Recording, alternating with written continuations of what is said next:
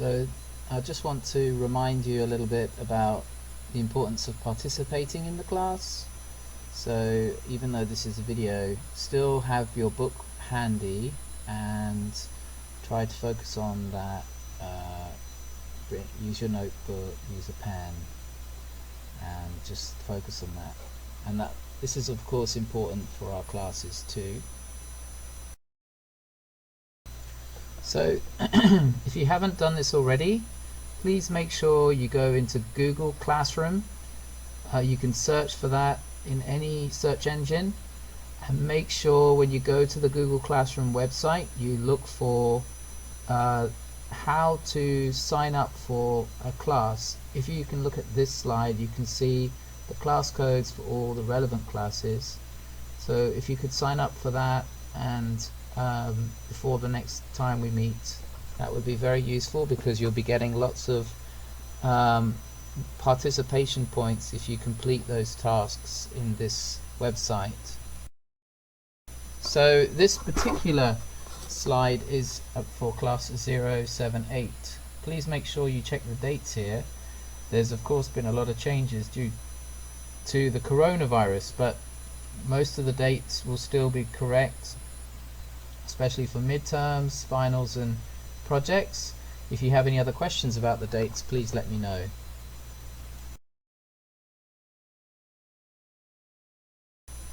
This slide is for class 035.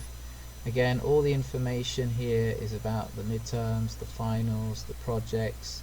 Some of the dates weren't decided because of the problems with the virus, but if you have any questions, please ask me on Kakao or in the classroom or through my email.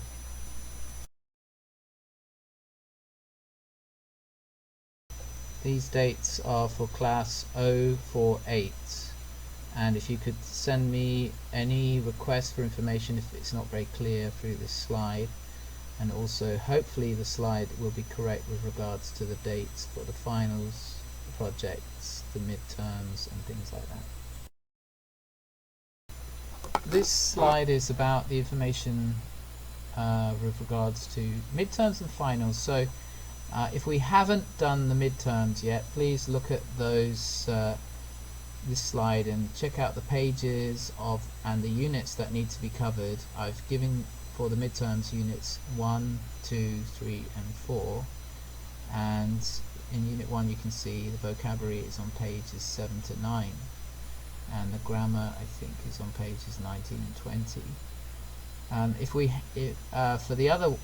For the finals we are doing units 5, 6 and 7, and you can see all the pages are outlined there for the grammar and the vocabulary.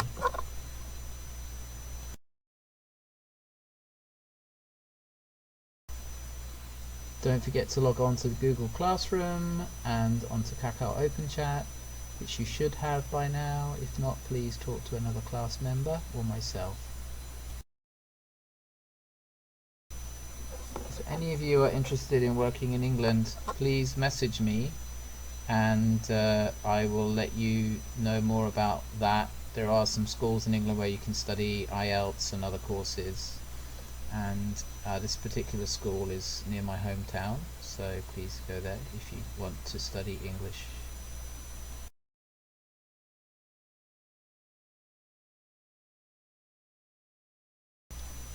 I hope you remember to log on to IQ Online.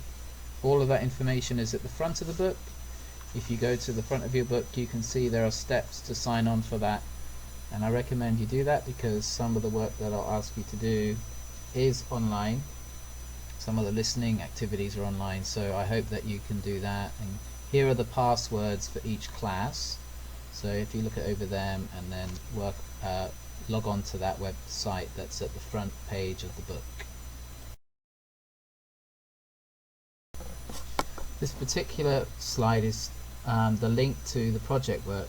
I hope that you're coming along with that, and make sure you have a team ready to finish that project, and all the information is on the table which you can get through the link. That link is found on any of the slides that I've sent to you via Kakao Open Chat, so you should be able to connect to that and start to work on that project.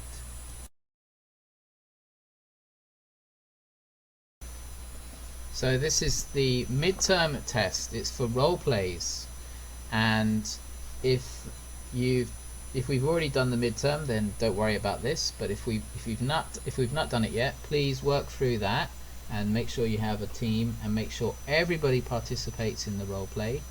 And we'll do that at the appointed time for the midterms.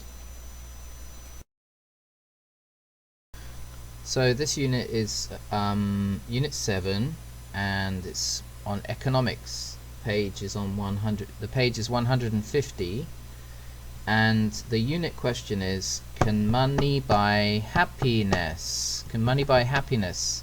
Money can buy nice cars, but does that mean you will be happy?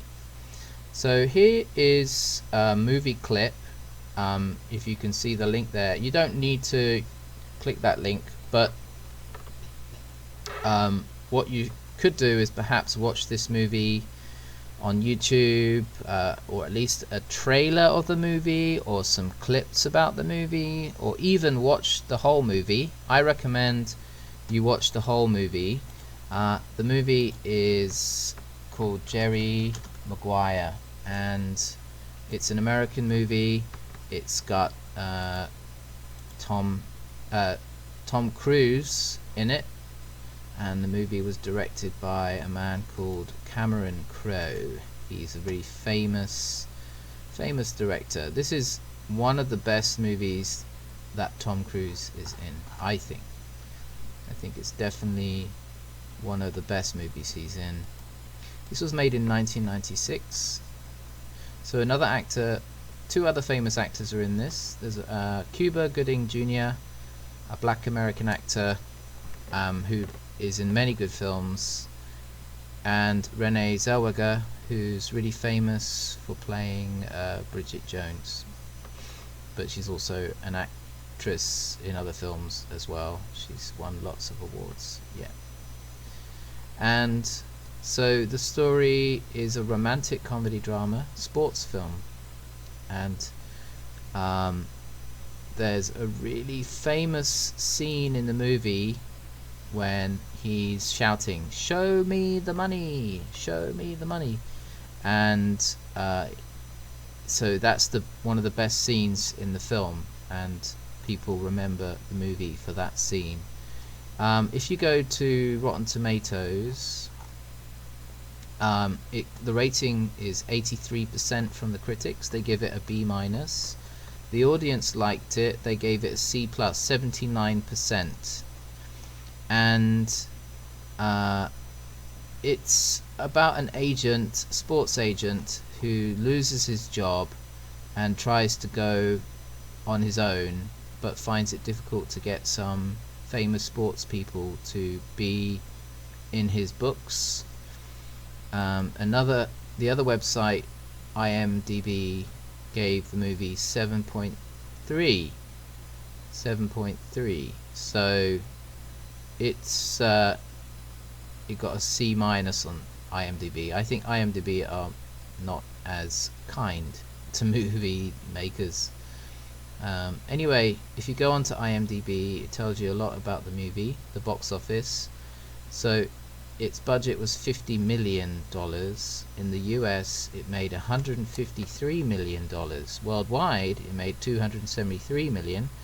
So that's a profit of 150 plus 70, $220 million profit. That's a lot of money.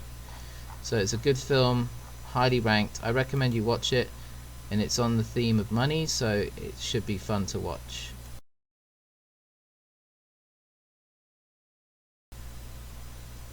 Okay, so now I want to do a kind of mind map activity, and you can see in the picture on this slide there's a student with a very big heavy ball around his leg. He's in a lot of debt. I don't know about you, I don't know whether you are in debt because of student loans, but it's a big problem in America. Student debt is a big problem in America. And I don't know, in England too we have student loans, but in England it's different. In England the interest rate is very low, and it's not a great deal of interest. But in the USA, as of 2016, or even student loan debt in 2020 is $1.56 trillion. That's massive. The average student loan debt for members of the class of 2018 is $29,200. That's huge. That's a lot of money. And there are 45 million borrowers who collectively owe nearly 1.6 trillion in student loan debt. So 45 million ex-students who owe money. That's quite a lot. So the overview is, well, it says here the average student loan debt is $32,731. That's massive. And the payments are very low, so it's not easy to pay that. The median student loan debt is 17,000. Okay, so I think there's a lot of statistics that are scary. What about you? How do you pay for your university? I think most students may get help from their mothers or fathers. So how can a student pay off his student fees? How can someone pay off debts? So work together in a group, talk about how to pay off your student fees. Some people get money from their parents, some people borrow money from a student loans company with low interest, others get scholarship. And what about debts? How can you pay them off? As a group, discuss ways to pay off debts, ways to get money to pay off debts, and think about ways you can do that. Okay, let's turn to page 150, and the question there is, can money buy happiness? And then you can see in the picture a wonderfully big mansion with a pond and a huge garden with a mountain in the background. And would I love to live there? I don't need that house. I'm a single person. I'd have to pay for all the cleaning, the gardening, it'd be expensive. No, I wouldn't live there. What about you? Would you live there? If I was super rich, I would maybe live there, but I wouldn't want to live alone, so I would invite people to live with me. Maybe 10 people could live in that house, maybe more. Could make all the rooms into little apartments. Anyway, the gardening would need to be done, so I'd hire a gardener. Now, with all of that stress, would I be happy? No, I'd have the house would be just a job in itself. I wouldn't have time to work, I wouldn't have time to do other things. I think it's a beautiful house though. I would definitely need people to help me run that. So let's go to the questions in the discussions. How much money do you think people really need in order to be happy? So if I talk about myself and then what I think about British people, so I personally think you don't need a great deal of money to be happy, but you don't want to be homeless and you don't want to be starving. You need the basics. You need to you need to have some shelter, a house, there's certain needs that we have, and also you want it to be a healthy environment, right? So perhaps there is a need for a certain amount of money. I don't think debt is very good, so having money to spend that isn't yours is not a happy situation, because then you're always owing money. Okay, so I do think you need to be free of debt, and then you need some emergency money in case something bad happens, like an accident, and then you can have some money to survive, and why not have some money for fun? Why not invest, and why not give money away to charity? I think money should be there to spend. Question 2. Do you think more money would make you happier? Me personally, I think yes. I would like to have a place to live that is healthier than my place. I think my room is a little bit damp, and I'd like to have a drier room with better insulation. I also would like to have a car. I don't know though, because there'll always be envy in my heart. Whenever I see someone richer than me, I'll always feel jealous. I don't think I can ever be happy if I think about money all the time. So look at the photo. Would you be happy if you could buy a house like this? Why not? So we talked about this already, and I said that I wouldn't.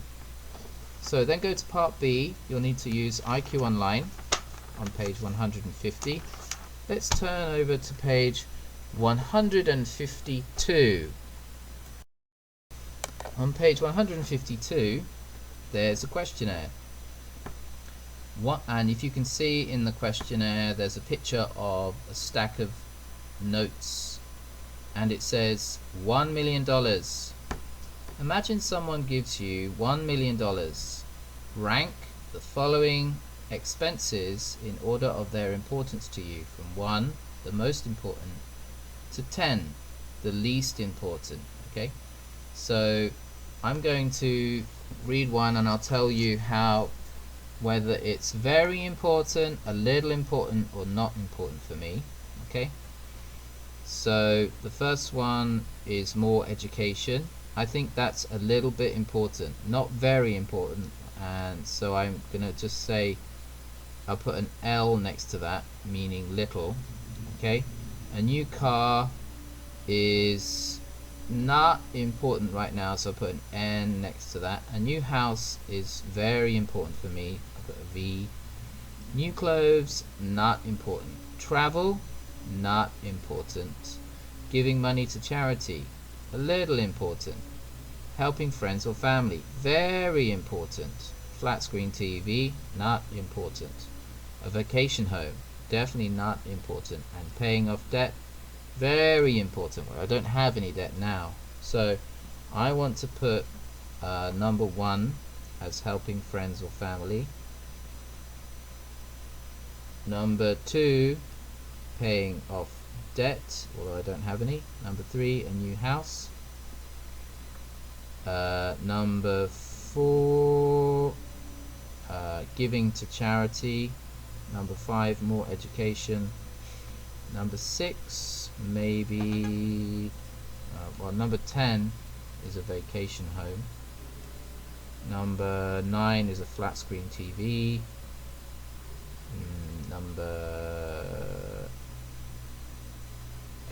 I want to travel, I want a car, but I do need new clothes. So maybe a car is, new clothes is 6. A new car is 8, and travel is 7. So that's how I would rank mine, but then you might think differently. So also compare your answers with other people and discuss the similarities and differences in your choice, and then write 3 things that make you the happiest. Then compare this list with 3 things you chose in the questionnaire in activity D. With your partner, discuss which of things makes you happier and why. Okay, so I think my mom and family, my family make me happy. They're top number 1. Number 2, my church makes me happy. Number 3, my quiet times make me happy. So those are the 3 that I've put. What about you?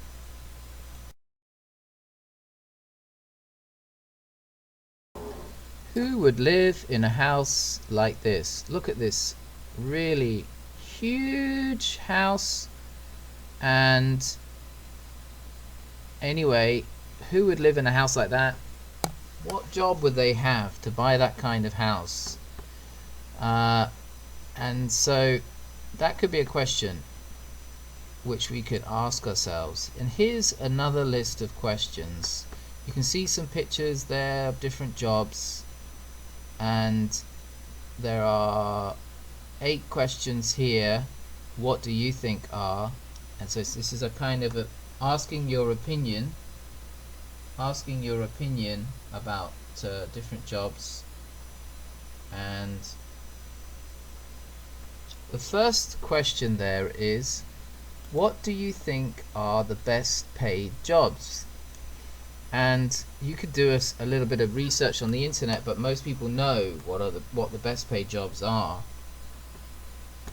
And I mean, just as an example, if you look at that picture, I think there's a doctor there. Doctors can get a lot of money, especially in the USA. So I don't know why Korean doctors don't study English. They'd make so much more money if they went to America to study, to work. Anyway, there's obviously CEOs make a lot of money. Yeah. What do you think are the easiest jobs to learn?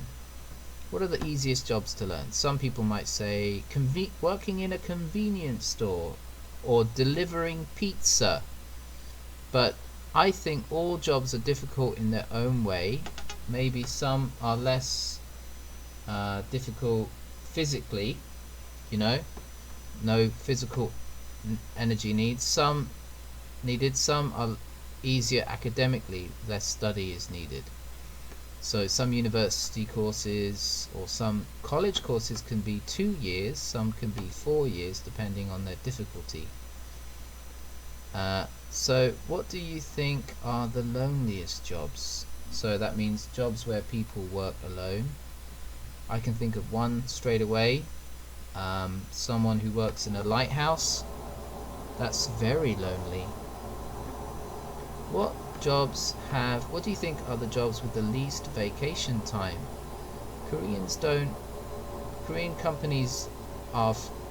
Some Korean companies don't give a lot of vacation time, I've heard. I'm guessing jobs where there's a lot of work to do, but I think people who are freelance often work very, very long hours and work many days without vacations. What do you think are the jobs with the most stress? Well, there's lots of stressful jobs. Jobs are generally very stressful. I think maybe being a doctor can be stressful, or being a teacher can be quite stressful.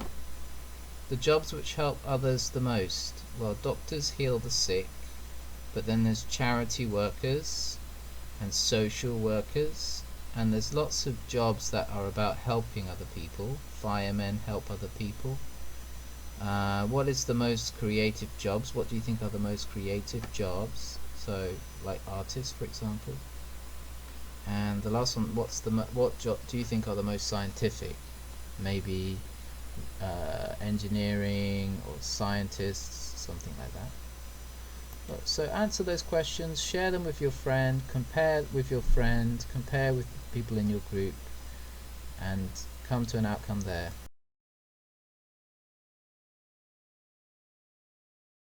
So let's turn to page 166, and we're going to talk about 4 types of sentences. So I'll read the brown box. In English, there are 4 main sentence types in normal speech. Declarative sentence, which is a statement. I'm trying to save money. Interrogative sentence, a question. How do you save money? Or interrogative, maybe. An imperative sentence, a direction or command. Save your money. Exclamatory sentence, an exclamation. I saved so much money. So part of punctuation at the end of the sentence helps us see which one is which. Use periods with declarative sentences, question marks with interrogative sentences, and exclamation marks with exclamatory sentences. Imperative sentences can end with either a period or an exclamation mark. An exclamation mark shows more emotion. Okay, so if you look on the slide there, I've given you 6 sentences and you need to decide are they declarative, interrogative, imperative or exclamatory. And I'm waiting for my professor to email me back. Okay, well, that one's clearly a declarative. I'm going to read them out to you and then you decide. You can work in a team, you can work with your friends or by yourself. Number 2, how should I get the money I need for this course? Notice the question mark at the end. Next one is, where does your brother live? Again, notice the question mark. What does that indicate about the sentence? The next one, cook the beans first. Do you notice in that one there is no subject? The subject, which should be the word you. The second person singular pronoun, you cook the beans first. So what would that one be? And the next one, I can't believe it's not butter! Exclamation mark.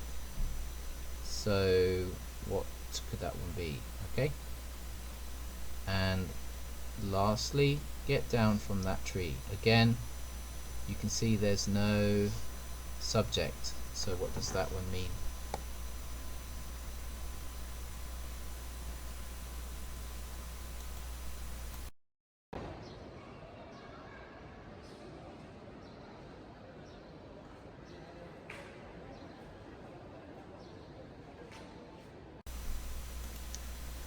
So here are some extra questions I think we can go through which talks about scholarships. And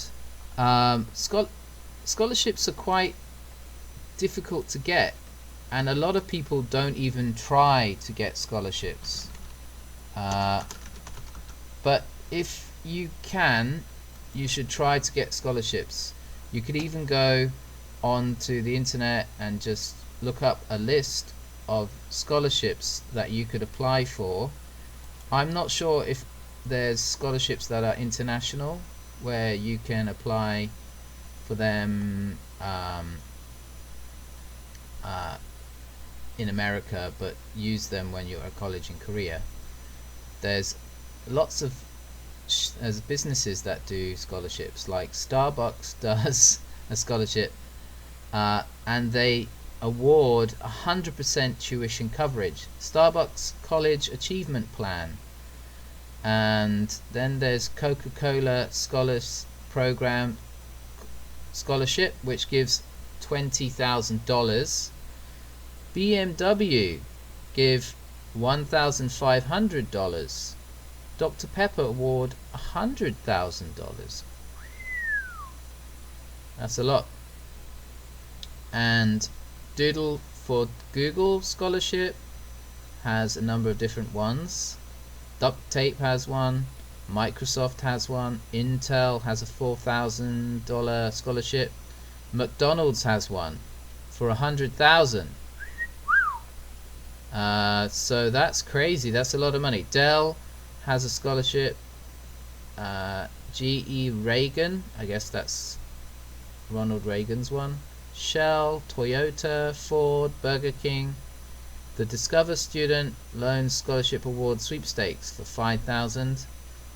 I can't believe it. There are apps at Taco Bell's got one. Yeah, even small businesses have scholarships. I think you need to go online and just look at all the scholarships that are available, and maybe you can save some money. If you want the web page, if you just Google it, it should be enough. So sometimes when people want to get a scholarship, they have to answer questions. Here's a few questions that you might get if you are seeking a scholarship. So question number 1, tell us about yourself. So scholarship provider needs to know that they're giving money to someone who deserves the scholarship, right? So they want you to talk about yourself. They want you to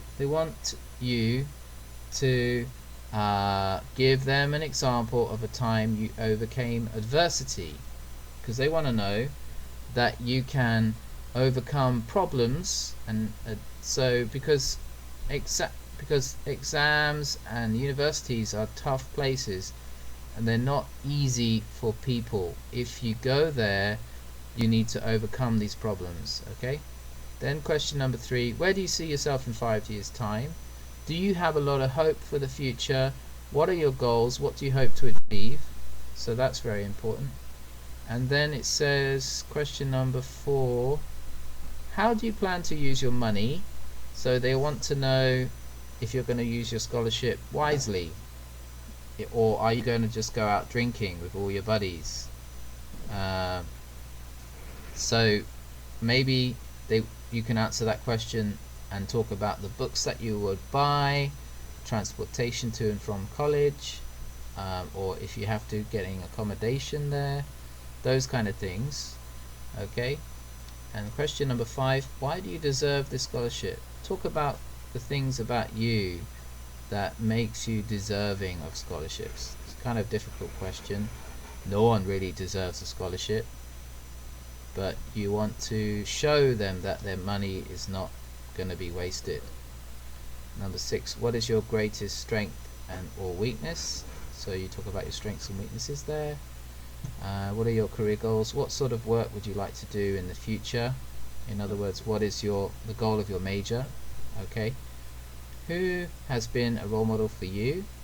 So talk about role models. Mine is my mother. She's a great person. But what about you? Tell me about a mistake you made. Oh, that's a difficult one. I've made so many mistakes. The older you get, the more mistakes you make. So think about that.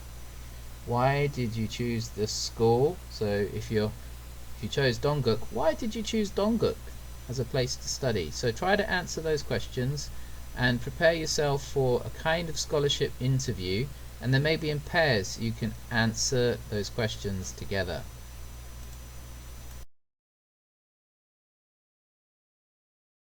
Okay, this interview, it's kind of a role play.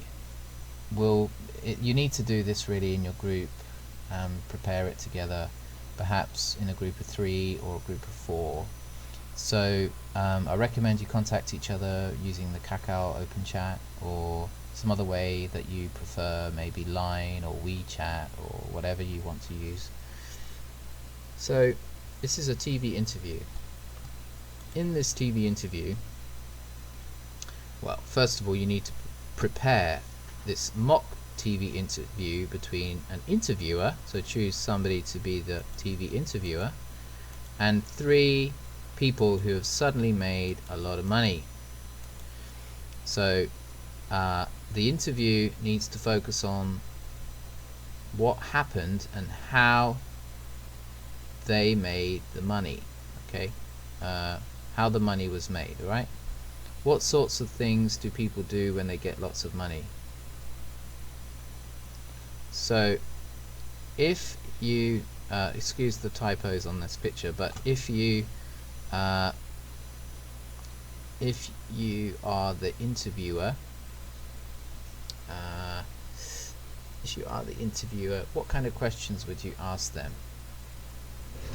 And if you are a rich person, how do you get rich suddenly? Some people win the lottery, right?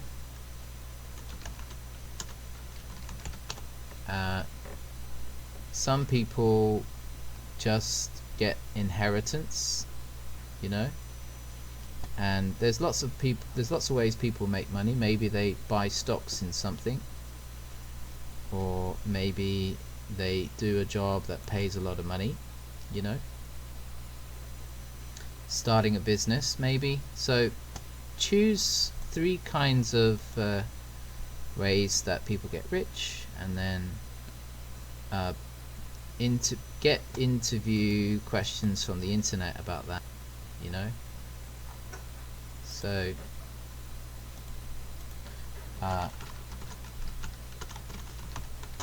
maybe you can ask questions like, how did you make your money? Can you teach me a few tricks? Could you tell me how you invested? Yeah, so there's lots of questions you can ask rich people, right? So work together in your groups and discuss that, and you know, what are the top 3 things you need to do to be rich? You can ask them a question like that. What are the best what are the failures you made along the way? How did you overcome your failures? And how did you overcome your obstacles? Those kind of questions. These are good questions for a TV interview. Here's another role play that you can do with people in your class as a group. This time, some student advisors are meeting students to talk to them about stress caused by financial difficulties. So, financial stress can happen a lot, especially when you don't have enough money. You know, what can you do to overcome financial stress? People are worried about their health, aren't they? They want to make sure they have money to get food, make sure they have money to live and survive, and to pay off their student loans, and to get through their university without any problem, right? But often people get stressed because of money. It's really normal to feel stressed, and I've given you 3 things here. The first one is the students want to know how to get a scholarship. Okay, and as I mentioned before, there are lots of scholarships out there. Even McDonald's has a scholarship. I mean, you could look at websites that just give you a list of really good scholarships. I can't believe how many companies are giving scholarships. Starbucks, as I mentioned, is giving 100% tuition coverage. That would save you a lot of money. And you know, so have a look at a list. Maybe if you do this role play as a counselor, you can talk about the different types of scholarships available. Question 2, some want to know how to handle debt. Well, the other thing you need to realize is people overcome stress from financial problems using strategies. They need to have strategies. So one thing is a budget, creating a budget to deal with sort of debt and deal with payments out. Sometimes you need an emergency fund. If there's a crisis in your life, you're sick and you need to go to the hospital, or some other problem like if you have a car, the car is broken down, then you need an emergency fund. And sometimes you need help from other people.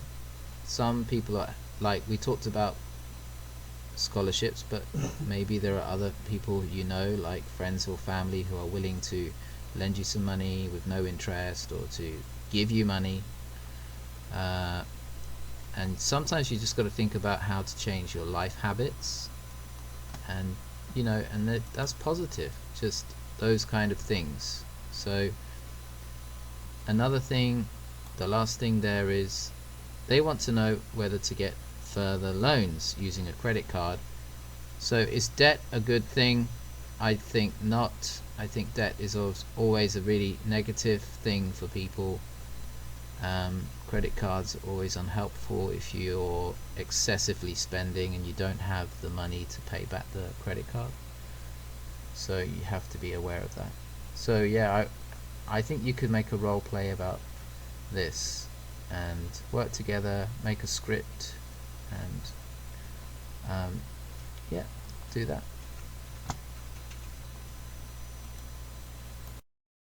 Here's a game that I use sometimes with other classes. It's kind of connected to money. Let's imagine you have a house, but the house is on fire. A fire has broken out where you live. You have a few minutes to grab 5 of your belongings and rescue them. Which 5 things would you take? Remember that you have to carry them all. So then you read out your list to each other, and then people need to ask each other questions and compare, basically. Do a little bit of comparison and give your opinion. What do you think of the other person's list? What do you think? How does it compare to your list?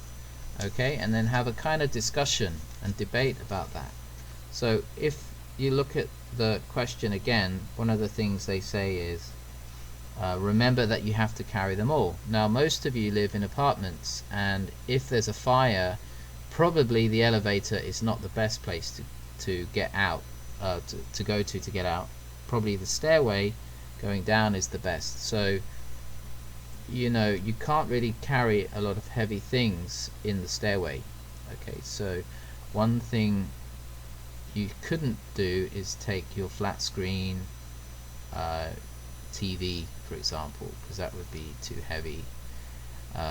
Taking your best sofa chair or your, I don't know, microwave oven might not be the best thing to take with you.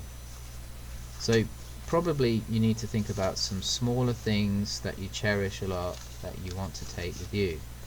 So for example, I've got an iPad, so I'd probably grab that and take that with me. I'd probably take my iPhone. I'd take my passport and all my bank books and my medication. Those would be the ones that I would take.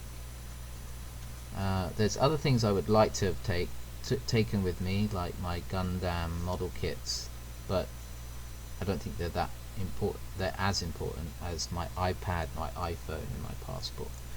I like my bed because it's comfortable, but I won't be carrying that out of the house, especially if the house is on fire. So that's what I think. So what about you? What do you think? So list 5 things and then compare them with your team. See what they say. Are there any things that that are not on your list? If you have a pet, maybe you need to think about them. If you've got 5 pets, then you need to take all of them with you without taking your iPad, iPhone, etc. So what would be the top 5 things to take with you? Work in a group to do that.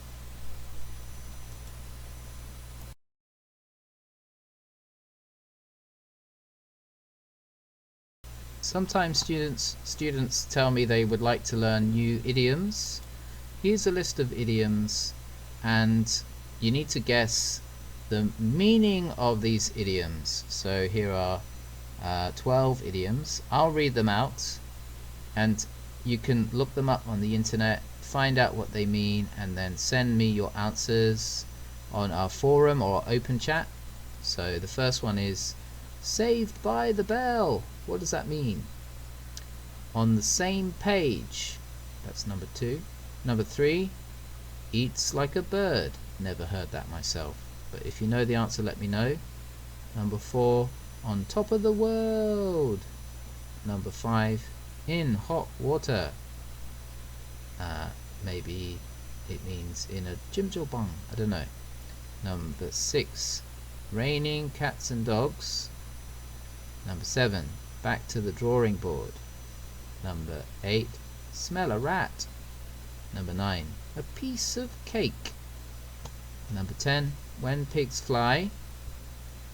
Number 11, butterflies in my stomach. Number 12, to let the cat out of the bag. So try to look up these on Naver or Google, find out their meanings. I will tell you one of them. A piece of cake means this is easy. This is a piece of cake. You'll hear people say, oh, this is a piece of cake. That means this is easy. Try to look up the answer for the other 11, and I'll check your answers.